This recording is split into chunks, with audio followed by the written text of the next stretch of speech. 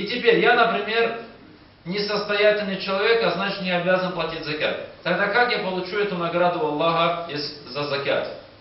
У меня же нету средств, а значит не возлагается на меня обязанность платить закят. Я не обязан платить закят.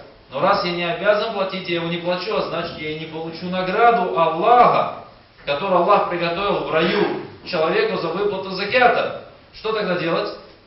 Тогда я должен стараться увеличить свое материальное состояние.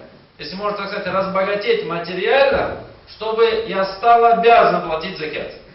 Да, кто-то скажет, зачем самому себе создавать обязанность? Нет на мне обязанности, ну и прекрасно. Да? Нет у меня денег ехать в хадж, значит не обязан ехать в хадж. И все, на мне, значит, греха нету. Но это не совсем. Мы не говорим, что это неправильно, так думать и так далее. Да, нет денег, не обязан ехать в хадж. Нет состояния, не должен платить закят.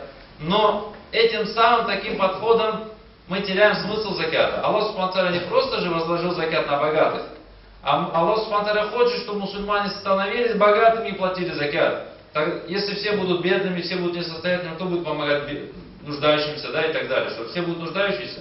Поэтому закят, если правильно понять суть закята, закят должен стимулировать. Поэтому в одном из аятов сура Аль-Фуркан Аллах Тааля говорит: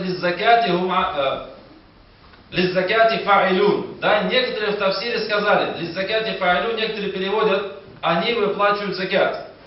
А некоторые в тафсире говорят, нет, это не означает, что они выплачивают закят. Они для того, чтобы платить закят, работают. То есть для того, чтобы стать обязанным платить закят, он работает, зарабатывает.